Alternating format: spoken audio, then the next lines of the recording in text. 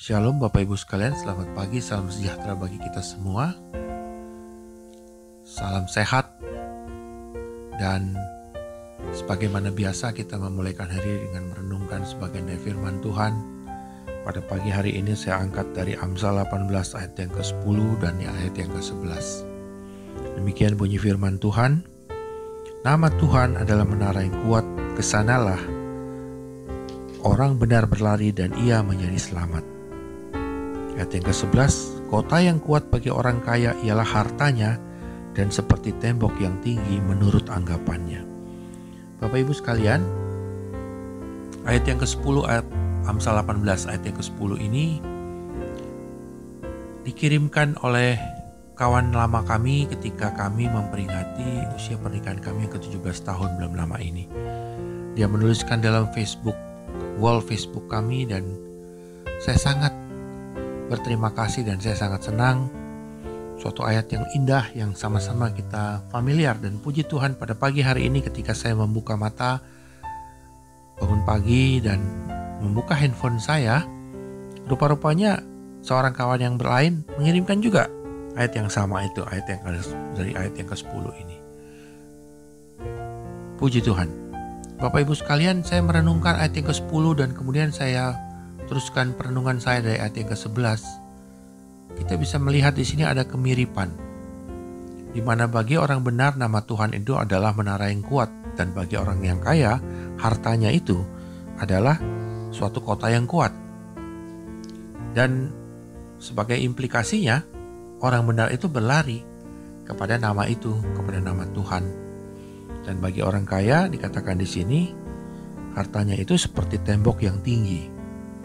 Artinya baik orang benar maupun orang kaya yang disampaikan dalam ayat yang ke-11, dua-duanya mencari suatu tempat yang aman, suatu tempat aman.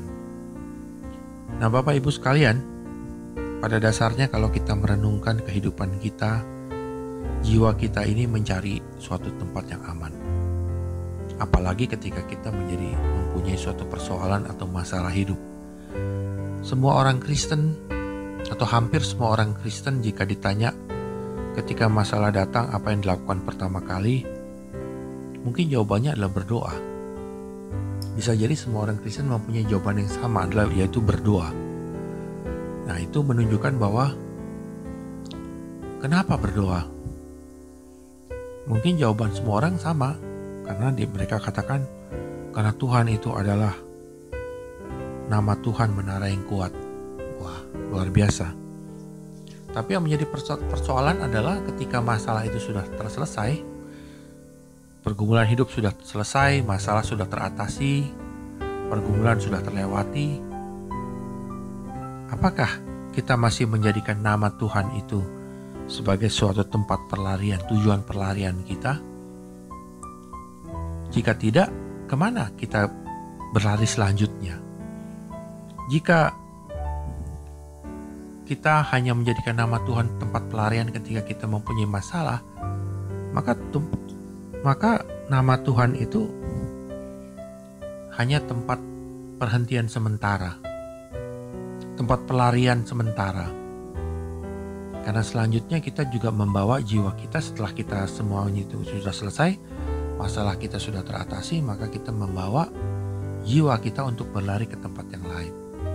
Nah, padahal saya percaya bahwa ayat ini mengingatkan kita sekalian bahwa nama Tuhan itu berlari, artinya kita menjadikan Tuhan itu sebagai tujuan kita. Nama Tuhan adalah tujuan kita, Tuhan adalah tujuan kita, harapan kita sepenuhnya. Tidak tergantung apakah kita mempunyai masalah ataupun tidak mempunyai masalah. Karena Paulus di dalam perjanjian baru, di dalam kitab perjanjian baru dikatakan bahwa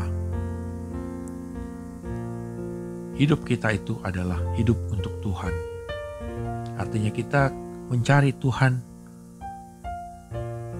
utamanya bukan hanya untuk kita membutuhkan kekuatan ketika kita mempunyai masalah, tapi kita juga memerlukan nama itu, memerlukan Tuhan untuk bisa mengubah, memperbarui batin kita, mengenal nama itu dengan lebih baik. menjadikan Tuhan sebagai sahabat kita yang paling utama. Sebagaimana Tuhan sudah mau menjadikan kita sahabatnya, nah apakah kita juga sudah menjadi sahabat yang baik bagi Tuhan? Sahabat yang baik dalam senang maupun susah. Ketika kita senang, kita sepertinya kita tidak mengalami atau tidak lemah, atau kita seolah-olah kita kuat. Kita membutuhkan nama itu karena kita mau terus-menerus mengerti pikiran dan perasaan Tuhan di dalam hidup kita. Itu sebabnya nama Tuhan adalah tempat pelarian permanen, tujuan berlari permanen bagi kita. Kesanalah sepenuh hidup kita tertuju. Nah, Bapak Ibu sekalian, jika ini tidak kita alami, jika ini tidak kita resapi dengan baik, maka nama Tuhan itu berpotensi hanya menjadi suatu tempat pelarian sementara. Kita berlari kepada Tuhan karena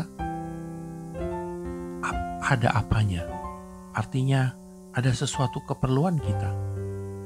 Tetapi kita mau berlari kepada nama Tuhan apa adanya, artinya apapun yang Tuhan minta dalam hidup kita, apapun yang Tuhan inginkan dalam hidup kita, penundukan diri kita kepada Tuhan, bagaimana kita menyenangkan hati Tuhan, itu menjadi suatu tempat pelarian kita, itu menjadi suatu tempat tujuan kita. Puji Tuhan Bapak Ibu sekalian. Ayat ini pun mengingatkan kita. Kedua ayat ini juga mengingatkan kita, baik ayat yang ke-10 dan 11. Dalam Perjanjian Baru Tuhan Yesus pernah mengatakan seseorang tidak bisa mengabdi kepada dua Tuhan. Kita tidak bisa hanya menjadikan Tuhan sebagai sumber pertolongan, kemudian di lain pihak kita menjadikan Mamon sebagai tujuan hidup kita. Tidak bisa. Kita harus menjadikan Tuhan sebagai tujuan kita. Ya, bersahabat dengan Tuhan sebagai suatu tujuan. Dan Mamon hanya merupakan sebuah alat di dalam tangan kita untuk kita abdikan bagi kemuliaan nama Tuhan. Puji Tuhan Bapak Ibu sekalian. Saya tidak panjangkan renungan kita pada pagi hari ini. Mari kita berdoa. Tuhan Yesus, terima kasih pada pagi hari ini kami belajar kebenaran firman-Mu yang mengingatkan bagi kami Tuhan bahwa nama-Mu adalah tempat kami berlari. Nama-Mu adalah tujuan hidup kami. Engkau adalah tujuan hidup kami Tuhan. Kami belajar kepadamu, kami meminta pertolongan, kami berteduh kepada Engkau. Sekaligus juga kami Tuhan rindu diubahkan dari hari ke hari, memiliki pikiran dan perasaan-Mu di dalam hidup kami.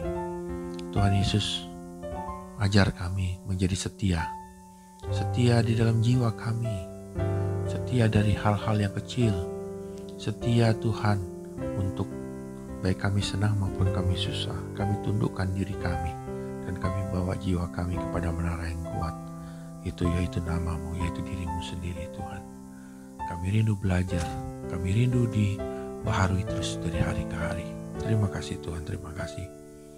Tolong aktivitas kami hari ini, dalam kami melakukan segala sesuatunya, dibuat Tuhan berhasil demi kemuliaan nama-Mu saja. Terima kasih Tuhan, dalam nama Tuhan Yesus kami sudah berdoa dan mengucap syukur. Haleluya, amin. Puji Tuhan Bapak Ibu sekalian, terima kasih. Selamat pagi, selamat beraktivitas. Tuhan Yesus memberkati. Amin.